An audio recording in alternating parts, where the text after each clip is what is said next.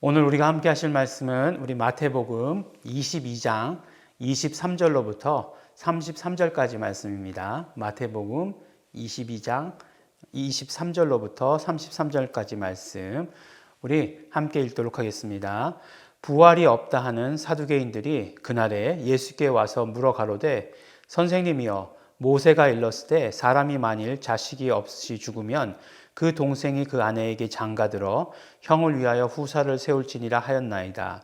우리 중에 7형제가 있었는데 마지 장가들었다가 죽어 후사가 없으므로 그의 아내를 그 동생에게 끼쳐두고 그 둘째와 셋째로 일곱째까지 그렇게 하다가 최후에 그 여자도 죽었나이다.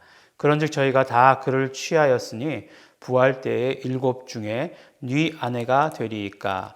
예수께서 대답하여 가라사대 너희가 성경도 하나님의 능력도 알지 못하는 거로 오해하였도다.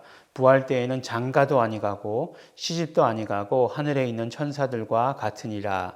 죽은 자의 부활을 의논할진대 하나님이 너희에게 말씀하신 바 나는 아브라함의 하나님이요 이삭의 하나님이요 야곱의 하나님이로라 하신 것을 읽어보지 못하였느냐.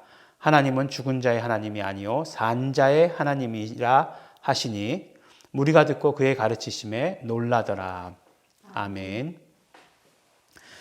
네, 어제 말씀을 우리가 함께 본 것은 어떤 말씀이냐면 또 바리새인과 그 제자들을 보내 가지고 바리새인들이 그 세금에 대한 질문을 했었죠. 그래서 그 세금에 대한 질문도 예수님을 올무에 걸리게 하려고, 그러니까 말 잘못하면 잡아가게 하려고 라고 이렇게 하는 의도였다는 것을 알 수 있습니다. 근데 보니까 이제는 어제는 바리새인, 오늘은 누구죠? 사두개인들이 예수님께 질문을 합니다. 근데 사두개인들에게 있어서 제일 중요한 것은 부활 논쟁이었던 것 같아요. 그래서 사두개인들 앞에 뭐라고 이야기하냐면 부활이 없다 하는 사두개인들 이렇게 얘기하고 있습니다. 우리가 사두개인들의 배경을 조금만 이해하면 왜 그랬을까라고 하는 것 쉽게 생각할 수 있습니다. 왜 그렇게 주장했을까? 사두개인들 부자였죠. 네. 그렇기 때문에 이 땅의 삶에서 잘 사는데 굳이 저 세상에 가서 부활할 필요 있겠느냐 뭐 그런 생각을 하는 것 당연하다라는 생각을 합니다. 그러면서 그들이 구체적으로 꺼낸 질문이 뭐였냐면 바로 일곱 형제가 있는데 제일 큰 마지 이제 자식이 없어서 후사가 없어서 죽으면 어떻게 됩니까? 그 형수죠. 형수를 동생이 받아들이게끔 되어 있습니다. 우리나라 예전에도 우리나라 역사에도 이러한 그런 법들이 있죠. 그래서 뭐 형사 취수라고 이렇게 이야기하기도 하고 또 다른 말로 이렇게 이야기하기도 합니다. 근데 어떤 면으로 보면 이 법은 그때 당시에 보면은 그런 뭐라고 얘기할까요? 과부들은 굉장히 그 힘이 없는 그런 존재들 아니었습니까? 누군가 돌봐야 하는데 돌볼 사람이 없는 거죠. 그렇게 되면은 안 되니까 법적으로 이 과부를 돌볼 사람이 누구다라고 하는 것을 책임을 져주는 거죠. 뭐 일종의 지금으로 얘기하면 복지에 대한 법이라고 얘기할 수 있을까요? 예, 그만큼 이렇게 율법이라고 하는 것이 아주 자세하게 세밀한 부분까지를 다루고 있습니다. 그래서 그렇기도 하고 또 유대인들에게 중요한 건 무엇이었습니까? 이스라엘 백성들에게 중요한 것은 자식을 낳는 일이었어요. 왜냐하면 후사가 있어야 되니까. 그래서 참 보면은 이 후사가 있어야 되는 것 때문에 참 구약의 이야기들 보면은 재밌는 이야기들 많잖아요. 요새 막 그냥 이야기하면 뭐죠? 막장 드라마다라고 얘기하는 것. 예수님의 족보 가운데도 있습니다. 유다는 다말에게서 베레스와 세라를 낳고라고 하는 것. 이 유다가 누구예요? 유다는 야곱의 넷째 아들인데 다말은 또 누굽니까? 다말은 며느리예요. 네, 첫째 며느리였죠. 예. 그래서 어쨌든지 간에 며느리에게서 시아버지가 며느리에게서 이제 베레스와 세라가 아들인가 손자인가 이제 그게 이제 헷갈리는데 남자를 기준으로 했겠죠. 그러니까 베레스와 세라는 유다의 아들들이 되는 거겠죠. 어쨌든지요. 이 이야기가 또 나오는 데가 있습니다. 어디에 또 나올까요? 이 형사칠수의 이야기가 요한복음 4장에 나오죠. 요한복음 4장에 보면 이제 예수님께서 우물가에 가셨을 때 그 우물가에서 수가성에서 만난 여인이 있죠. 막 여인이랑 뭐 논쟁을 하다가 예수님께서 승기를 잡으시는 때가 언제입니까?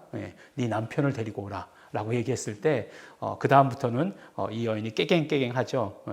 그렇지, 네가 남편이 5이 있어도 내 남편이라 할 자가 없다 라고 이야기할 때 많은 사람들은 그 여인을 부정한 여인이다, 뭐 남편을 5이나 바꿔치기 한 그런 여인이다 라고 얘기하는데, 오늘 질문에 나온 그런 것과 같은 맥락입니다.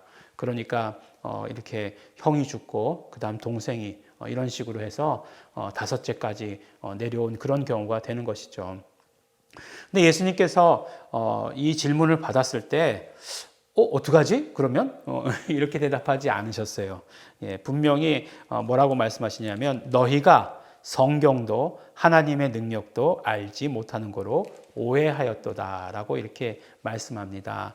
부활 때에는 장가도 아니가고 시집도 아니가고 하늘에 있는 천사들과 같다라고 이렇게 이야기합니다.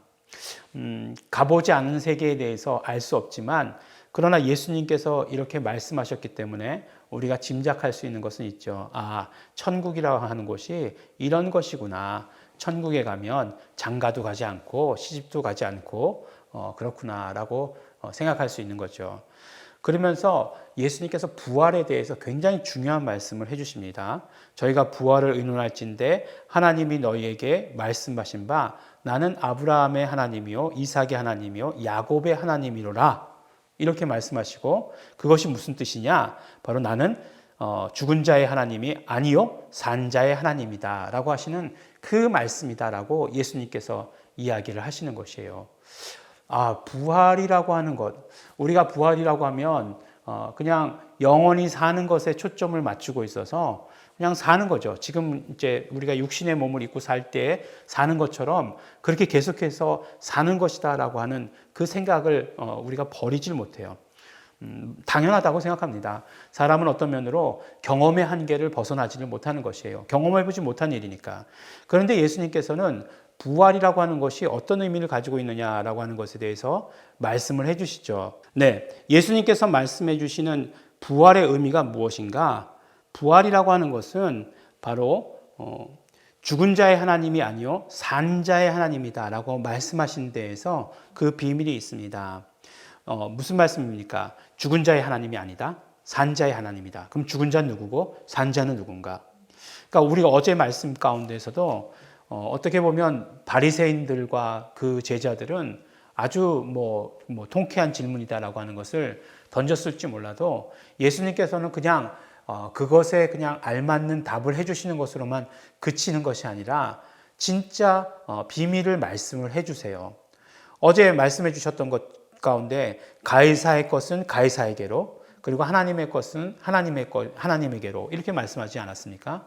하나님의 것이 누구냐? 라고 이렇게 얘기했을 때 무엇이냐라고 이야기했을 때 바로 하나님의 것은 예수 그리스도와 연합한 자, 우리 알곡과 쭉정이의 비교를 들어서 알곡된 사람, 하나님의 창조 목적을 그대로 이룬 사람은 하나님의 것, 그리고 그렇게 된다, 알곡이다라고 이렇게 말씀드리지 않았습니까? 오늘 말씀도 마찬가지예요. 결국은 아브라함과 야곱과 이삭이라고 하는 것은 믿음에 대해서 이야기하는 거잖아요. 그러니까 믿음이 있는 사람, 믿음이 있다라고 하는 것은 결국 무엇이냐면 예수 그리스도와 하나 되었다, 예수 그리스도와 연합한 자다라고 하는 것을 말씀하는 것입니다. 그렇기 때문에 산 자는 누가 산 자냐? 예수님과 연합한 자가 산 자예요. 그러니까 부활이라고 하는 것은 결국 무엇이냐면 산자가 되는 것이 부활이 되는 거예요. 산자가 되는 것. 예수 그리스도와 연합한 그 순간 우리는 산자가 되는 것이에요. 하나님께서는 산자의 하나님이라고 말씀하셨으니까 그 예수 그리스도와 연합한 자의 하나님이 되신다라고 얘기하면서 부활이 뭔지를 우리에게 이야기해 주신 것이죠. 그러니까 그냥 지금 살던 대로 그 탄력받아서 살아가는 것, 그것이 부활이 아니고, 부활이라고 하는 것은 예수 그리스도와 연합하는 그 사건을 말하고 있는 것이다 라고 하는 것을 이야기해 주시는 것이죠. 그래서 예수님과 연합한 자가 산 자가 되는 것이고 그것이 바로 부활 사건이다라고 하는 것을 아주 강조해서 이야기해 주십니다. 그러니까 무리가 듣고 그의 가르치심에 놀랐다라고 이렇게 말씀하시는 것이에요.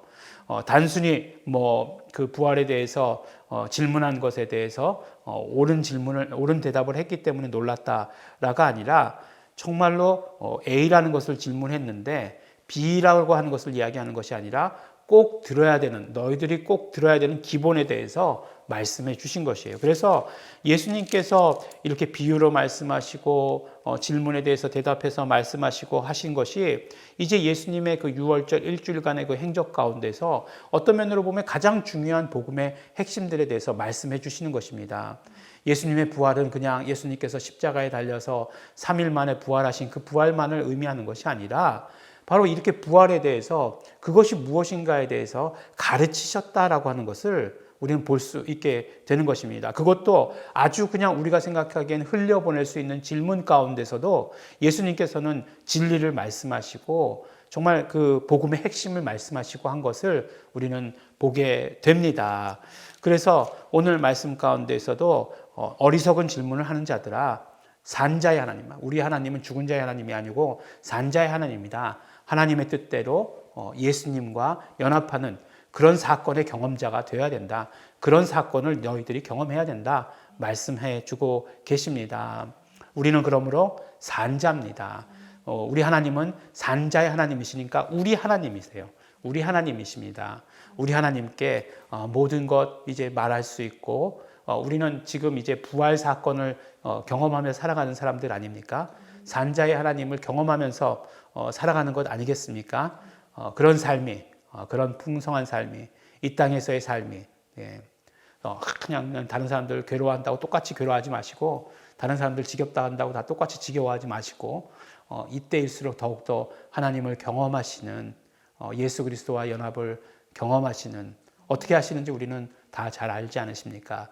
그 이름을 불렀을 때, 예수 이름을 불렀을 때, 그때에 우리는 온전한 하나됨의 경험을 이루어가게 됩니다. 그것을 경험하시는 우리 성도 여러분들 되시기를 예수 이름으로 축원합니다. 기도하실 때에 이것 가지고 나는 더욱더 예수님과 연합하는 자 되겠습니다. 매일매일의 삶이 부활 삶이 되겠습니다. 부활 사건이 되겠습니다. 우리 결단하시면서 우리 다 같이 통성으로 기도하시겠습니다.